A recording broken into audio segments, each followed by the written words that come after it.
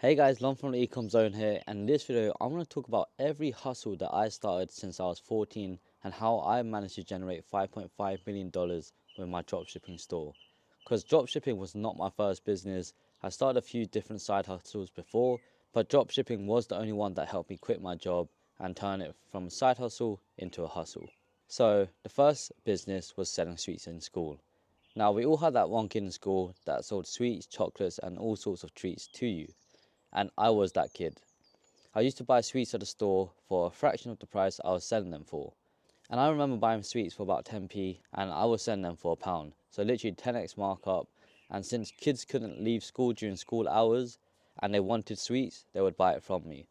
And it was just a nice way to make pocket change during school days, and it was pretty easy to get started. You just buy sweets, you sell sweets at school.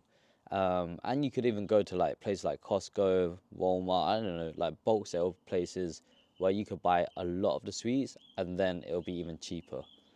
However, with this side hustle, there is a risk of getting caught by your teachers. I remember one of my friends getting caught. He would bring in a big bag with a lot of sweets and chocolates in there. And they basically confiscated all his sweets, chocolates, and even took back the money he made. And so after this, I basically stopped selling sweets at school and I never really started a business until further on. So a few years go by, I'm in uni now and I'm now selling paintings on Etsy. So I was always a creative and artsy person. I loved to paint and draw since I was young, and my dad spent a lot of time helping me improve. I was in university and saw someone selling glow-in-the-dark painting online, but he was charging an extortionate price for his paintings. And that's when I decided I could do the same thing but put my own twist on it and sell my paintings at a much lower price point. I bought the paint, I bought glow-in-the-dark paint, I bought canvases and paintbrushes and started painting. I sold a few paintings on Etsy, but I decided to stop this hustle. Oh my god, the sun is out and it's very hot. I need to take this off. Give me a sec. So I sold a few of my paintings on Etsy, but I decided to stop this hustle because I didn't really see it as a long-term future plan. Although I enjoyed painting, I didn't enjoy it that much to the point where I wanted to continue selling my paintings. So the pros, it was fun, it was low cost, low risk, because honestly the only risk you're taking on is buying the stock, and then it's easy to start if you're good at painting. And because I already had the skills to paint, I didn't need to learn or pick up a new skill. However, the cons were is inconsistent sales, it's a very long process to paint, and it took a lot of space. So like one corner of my room was just for painting, so that's why I stopped painting. And then next was freelancing. So again, I only started freelancing a few years after closing down my painting business. So I graduated in university with a first and won the best dissertation award. I started working at a design agency as a junior designer, and I hated that job. Like, people there would look down at me, they wouldn't believe in my skill set. I was trying to do more than what they wanted me to do. So what they wanted me to do was just design email blogs, like articles and email templates and stuff like that. It was very tedious, boring tasks that you would just keep doing every day for big companies. Whereas I wanted to do UX UI design where I'd improve the web app, websites, mobile apps, etc. And so I quit that job after 6 months and moved on to working as a UX UI designer at a startup company, which I actually loved working at. I actually enjoyed it. A small team, worked at a WeWork building, you meet other people, very fun, engaging, and you get the benefits of the corporate world, right? So you'd go out with your mates, you would talk to each other during working hours, you get a stable income. So yeah, and whilst I was working at this job, although it was fun, I wasn't really earning that much and I wanted to make more money. And this was when I started freelancing as a brand designer. So that was just designing logos, coming up with brand identities for new businesses. Found my clients on LinkedIn by sharing posts about brand design, UX UI design, best practices, etc. So at the beginning, I was only charging a few £100s for my services, whether that was like building a website or designing a new logo, etc. But then I slowly increased my prices and started charging several thousands per project. And my last project was one in Dubai, and he reached out to me on LinkedIn. We then agreed on a price for the project, and I was basically redesigning his mobile app. The problem with this one, I actually agreed on a set price and was like, okay, this is the price you'll pay until the project's complete. And that was the wrong way to charge. You should actually charge hourly or have like a deadline, because he just kept coming back to me and was like, no, I need to update this. No, I need to update this. I need to update this. And that is what put me off freelancing, because you get this payment and you're like, okay, I've finished designing the app now. It was like 50 to 100 screens. I can't really remember how much it was. I was like, okay, this is finished. Now, can we just close the project? But he just kept coming back. And I was freelancing whilst working at the startup. So after work, I would have to go straight into a meeting room and have a call with him, because he's from Dubai, right? They're a few hours ahead. So I was doing that. I was also working on the commutes to work. I was working back at home. I also transitioned from a brand designer to a UX UI designer. The reason being is branding is very opinion based. So if you design a logo and your client doesn't like it, then you can't really do much. Whereas as a UX UI designer, if they don't like the look of your app, well, you can actually tell them like, this is actually the best UX UI practice, or it's scientifically proven that it's best to have this button in green, or it's best to have this button down here because of your thumb placement and stuff like that, right? Um, so it's more like scientifically proven, and you don't really need to argue with your clients much, because most of the time they'll agree. Also, UX UI designers, in my opinion, gets paid more, especially because people don't really know the value of a logo at the beginning, because they're only just starting up a small business, right? They don't really care about the logo. They just want to put a few hundreds into it, get the logo done, and if their business does take off, they can improve on the logo down the line. So the pros of this, there's no upfront costs. All you need is your skill set. So there's zero risk, zero capital, and it's just your skill required. Also your time. So the cons is you have to cold call, you have to market yourself, you have to do a lot of sales calls, and it's actually very difficult to begin if you don't have like any testimonials or past projects that you could showcase. So that is one of the problems if you're starting out fresh. However, what I did was redesign apps in my spare time. So what I'll do is I'll pick an app on the app store and I was like, okay, this app doesn't look that great, and I'll redesign it and I'll put that redesign onto LinkedIn. I'll tag the company and all that stuff, and yeah, that's how I grew my LinkedIn to like 8,000 followers. And next is all about marketing yourself. So if you don't know about marketing, then you definitely need to learn about marketing, because otherwise, how do you market your own services? Then you also need to be highly skilled. So let's just say you want to set up a marketing agency, then you need to be skilled in like whatever you want to be, like Google ads, SEO, Facebook ads, TikTok ads. And if you're not, then you need to get good at it. Then you can offer freelancing services. So the next business model was drop shipping. And the reason why I moved on to dropshipping was because freelancing was very, very difficult to scale as a beginner whilst working at a full time job, because you only really had about 4 hours a day left to do your freelancing stuff, right? Now, if you want to scale your freelancing business, you need to find more clients. But if you find more clients, how do you find more time to fulfill those projects? So you say, okay, why don't you just hire people? Well, as a designer, you kind of have this feeling where it's like you can't trust other designers to do your job. Of course, you kind of have to just one day let go. But even then, let's just say you trust another designer to design your projects. One, you need to find that person. Two, you need to trust them. Three, you need to also give them a continuous amount of work. I mean, some work on a project by project basis, but yeah, it's just a lot of headache. And if you don't find enough clients, then you just have all these freelancers sitting there. So yeah, that's why I just moved on to drop shipping. So I needed to find a business model that could scale without having to put in the same amount of work. Now, yes, drop shipping, you do need to put in more work, but when you scale your Facebook ads, you only just need to press a few buttons and you make more money. That's usually when you find a winning formula. Now, to get to that point where you have a winning formula, it is the hard part. But what I mean is like, you just need to press a few buttons and you make more money.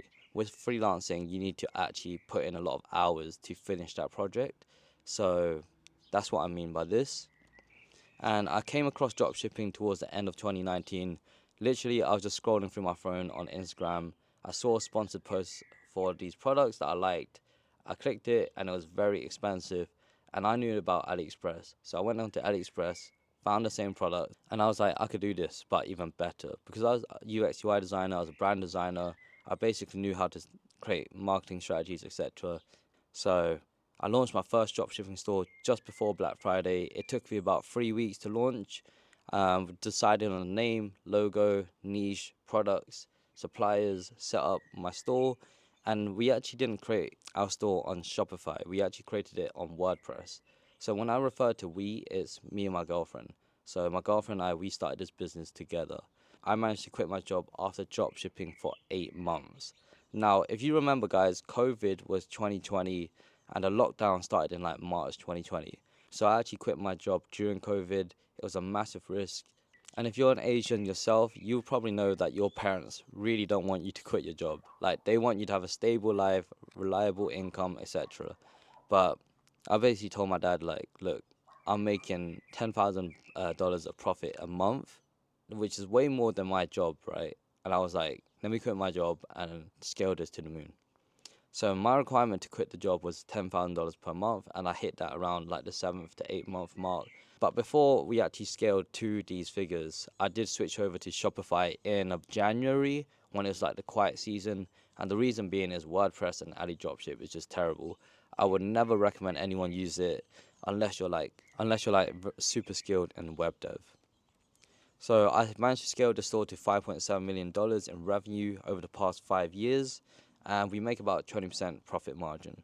So the pros of dropshipping: it's scalable, it's medium risk, and what I mean by medium risk is because you don't have to buy inventory, so there's no risk involved in buying bulk inventory and then not being able to sell it. So that's a low risk. However, the higher risk comes from knowing how to run ads and basically spending your money on ads and hoping to get sales. Now, if you don't make sales, that's where the risk comes in, right? Another benefit is you can work from anywhere and anytime, guys. Like, you can make money in your sleep, you can work on a beach, you can work in another country, you can work whenever you want. However, there's downsides to this, especially if you're not disciplined. And you have to think about it, guys. If you want to take this on as a long-term business and you want to commit to this, every day you need to wake up and you're like, I need to scale this business. I need to find ways to improve this. I need to make more money and stuff like that.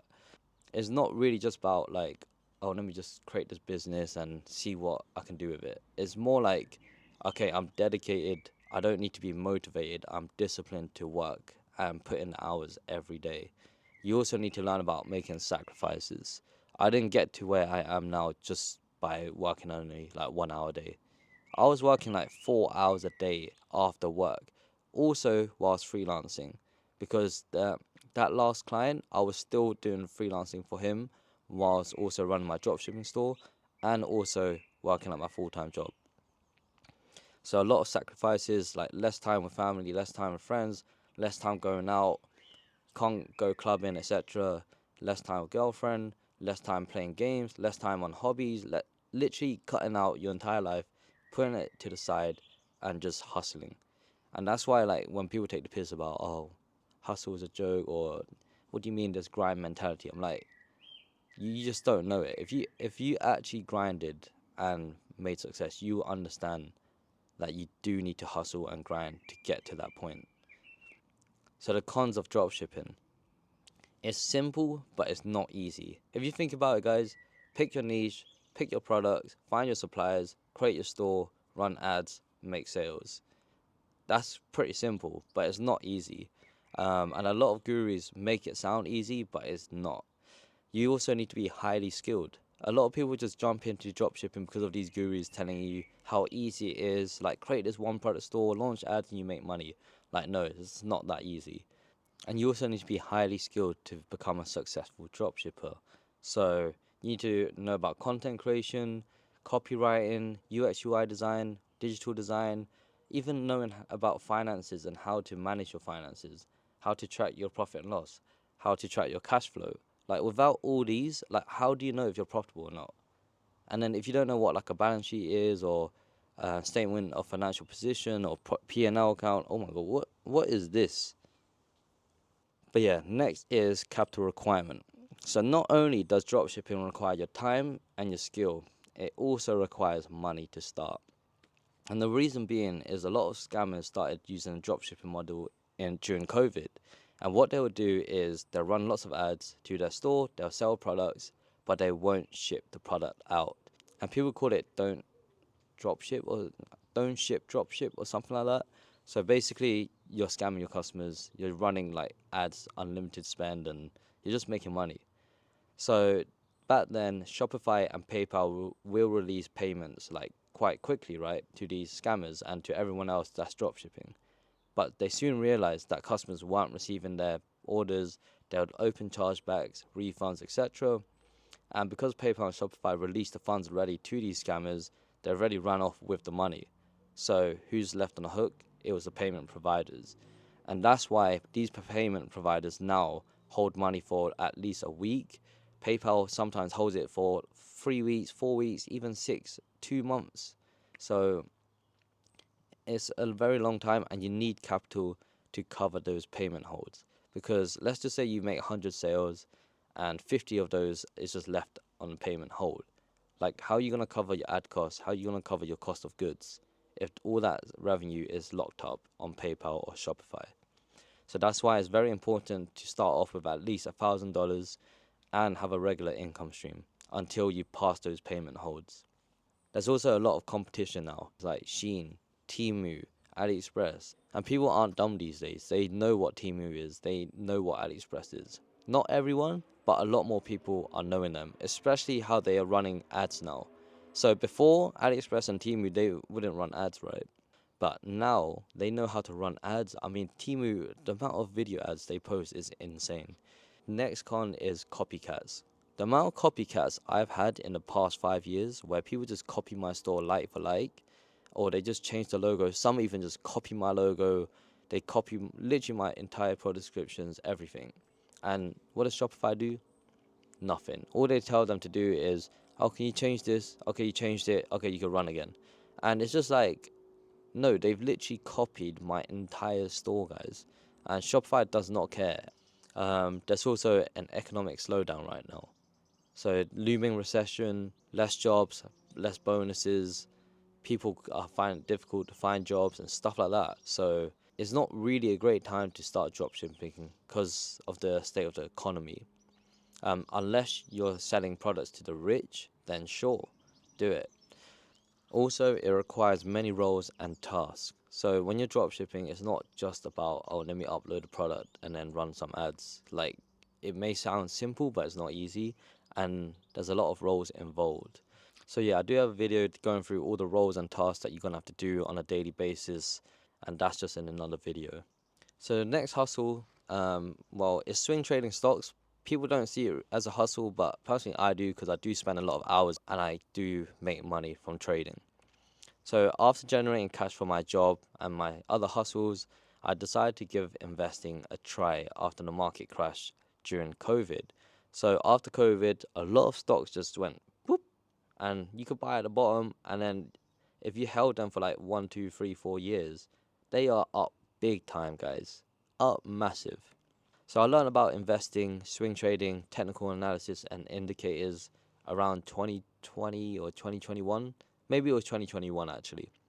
And I got into GameStop and have been riding the wave since the first pump. So it's been like 4 or 5 years now.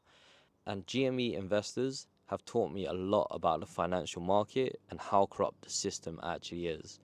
Like, there's the milkshake theory, House of Cards theory, like you learn about phantom shares. There's just so many things you learn about just by being a GME investor. And if it wasn't for them, I would have no knowledge of the market. Like, I just wouldn't know anything, to be fair. I wouldn't know where to go. I wouldn't know where to learn. That's why I'm quite grateful to be in part of the GameStop community. So I swing trade stocks using Trading 212, which is a UK app. I believe you can use it in Europe as well. And the reason why I use Trading 212 is because there's a stocks and shares ISA on there. So every year I do load up my account with £20,000, and any gains that I make from that is tax free. And I also use TradingView to look at graphs, and I usually just trade the Mag 7. So that's Tesla. I mean, there's weird ones in there too, like Palantir as well, Apple, Google, etc. I regularly invest in Bitcoin, Ethereum, Solana, and Coinbase, which isn't really swing trading stocks because that's cryptocurrency. But those three I hold and I like to buy regularly just because that's where the world is heading. Like 10 years ago, no one really cared about it. Now, here we are. Bitcoin is at $100,000 and you got banks adopting it, you got countries adopting it, you got states adopting it.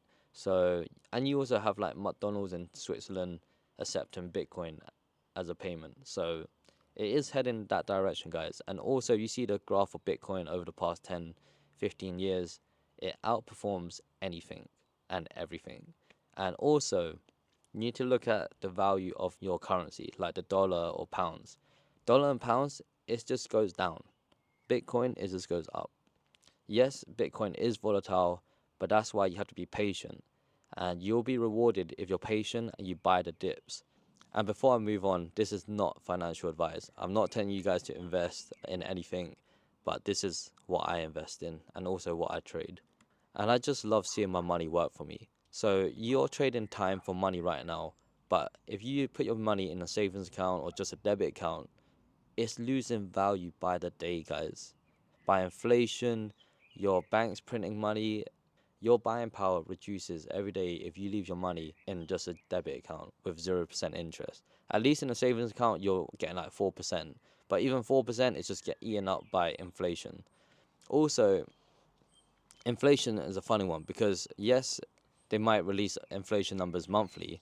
But if you actually drill down to the categories within the inflation, you may see like, okay, petrol prices are down, but food prices is through the roof. And because it's averaged out, you don't actually know what the true inflation is for those different categories. Unless you're someone like me who actually looks into it further, then you'll see the true inflation numbers for each category. I also don't like living a lavish lifestyle as I don't see the joy in buying nice things. I don't like buying jewelry. I don't like buying expensive watches or expensive bags or expensive clothes. I just find no fulfillment in that. And that's why like people who pay for my mentorships or like my digital products, like just know your money is just getting put into investments. Like I'm not spending that to flex on you guys. I don't care about flexing. I just like helping you guys and investing my money. Number 6 is YouTube. I love creating videos. Throughout my life, I created skits, workout videos, gaming videos, shared my designs, 3D work, etc. It's like all on YouTube on my personal channel. And I couldn't grow my personal channel, so I slowly drifted away from YouTube. I got busy with life, university, and my other side hustles like painting, etc. And after running my dropshipping store for 2 years, I had the urge to help others with their stores. So that's why I started my new YouTube channel, the ECOM Zone. So this was basically like 4 years ago when I started YouTube channel. However, I shortly stopped posting due to workload with my business and because a close friend betrayed me by copying my store exactly like for like after I helped him set up. I even helped him design his logo. And this was one of my closest friends. We're not friends anymore. And it's just very sad to see. And the reason why I stopped YouTube was because if he watched my videos, he would copy my strategy. So that's why I had to stop YouTube completely. And I gave YouTube a 2 year break before returning. And the reason why I returned was because I was on subreddits for dropshipping. And I was in there for about 2 years, right? And I saw so many dropshippers struggling on Reddit and getting scammed by fake gurus selling overpriced courses and mentorships. And I've spoken to over 300 people on like Discord or Zoom or Google Meets, whatever it may be. And it's just sad to hear some of the stories. Like, I don't get how these gurus sleep at night, honestly, like taking money from vulnerable people who work their asses off during the day. There was one person who jumped on a call with me. It was a discovery call and he's from like Saudi Arabia. And he was telling me he earns like $300 a month, working 9 to 5 or whatever those hours were. $300 a month, guys. And he told me these gurus were asking him for like $1,000 a month. And he said, I can't give you that. I work all day, I only make 300. You know what the guru says? He goes, yeah, just pay me the $300, I'll help you, and by the time we run ads, we'll sort that out later. So for 2 to 3 months, he was paying his paycheck into this guru's bank account. And this guru was just telling him, oh yeah, do this, do X, Y, Z. And when it came to running ads, he couldn't run ads. So all that time was wasted. I'm a very brutally honest person, and I told this guy on my call, like, honestly, I don't think you should do dropshipping. One, it requires a lot of capital. It requires a lot of buying power, and you need to spend a lot of money for ad creatives, testing, sampling, etc. And I told him, like, this probably isn't a business model for you, and you should look into other business models because there are so many business models in this world, guys. It's not just dropshipping. There's many ways to make money. So I had to break that to him. It was quite a sad call, but I'm a very honest person. And the reason why is because money is on the line here, and also your time and my time. So I decided it was time for me to return to YouTube and start sharing content for free. Because I had the time now, I was like, you know what, I enjoy making videos. That's why I started YouTube like 10 years ago. So why not just create videos on dropshipping and help you guys for free? So I don't gatekeep information. I don't have any paid courses. I don't have any paid communities. However, I do offer mentoring as I was bombarded by people requesting for one-to-one calls. And at the beginning, I was actually offering them for free. Now, the problem with that was my business needed me. And I couldn't just keep offering these calls for free, especially an hour long, like helping you guys with your website and your funnels. So that's why I had to set a price. And now I see the value in these calls. A lot of people don't because you're like, oh, but you're taking money from these people. Look, guys, money is only a problem if the value is missing. Okay? If the value is there and the price point is right, people won't feel scammed. That's why university people think it's a scam because it's £9,000 a year and I don't feel like I'm getting £9,000 worth of value, right? I do have affiliate links with Shopify, DSers, and Aftership, and I also sell affordable digital products that I personally made in my own time. I treat YouTube like a business as I continue to share my knowledge, and the reason why I treat it like a business is because I do put in time and exchange in value. So you give me your time, I give you my time. Sometimes you may give me your money and I give you my value. So it's an exchange of value, and I treat it like a business. One where I put a lot of effort into and time. Like these videos are not quick to make. I have to make the presentation, I have to film, and then I have to edit, I have to post, make the thumbnails, I have to do so many things. And yeah, anyone can start their own YouTube channel, but it depends on whether you enjoy recording, editing, and interacting with your followers. If you go to my comments, I replied to almost 99% of them. So the revenue made from YouTube is fairly passive, but it still requires you to consistently make videos. So what's in the future for me?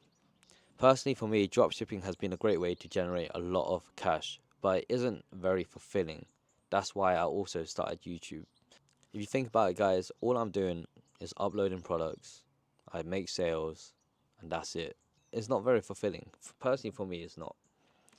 I didn't feel a sense of purpose, and life is short, and I could be gone tomorrow. So naturally, I love helping people, whether that's like in the gym, fitness, diet, finances, learning about interest rates, teaching people about like credit cards, savings, investments, etc. And I'm also a very considerate person. Like if you know me personally, I'm very considerate. I feel more satisfaction helping others on YouTube because I just like helping others and creating videos again like I did when I was small. So yeah, I used to make videos, so making videos now is very natural to me. And it's just great to see you guys succeeding and not being scammed by these bloody gurus. So yeah, I'll continue to build my personal brand and create value for you guys. And I want to branch into different business models and show you other ways to make money as there's more to life than just drop shipping. That's why when people come to me like, oh, I need to make money really quick, let me start drop shipping. I'm like, but you don't have the skills, you don't have the money, you don't have the time. There's other business models that you can run. So what other hustles would I start if it wasn't for drop shipping? Day trading, TikTok affiliate program, very easy money. And this is what I'm talking about. This is zero capital, zero risk, and honestly, all you're doing is making videos on products and you get paid out. You don't need to interact with customers. You don't need to send out products. You don't need to deal with returns or exchanges or refunds or chargebacks. Nothing like that. All you're doing is making videos on products and hoping to go viral and then you get paid out a commission. very easy. YouTube Shorts, digital e-commerce. So a lot of people call this as digital dropshipping, but I don't know why. But essentially, you create a digital product and you sell it on Etsy, eBay, your own website, Shopify, whatever it may be. But it's essentially a digital product. So when you make a sale, you don't send anything out. All you're sending out is a confirmation email with a downloadable link to that file.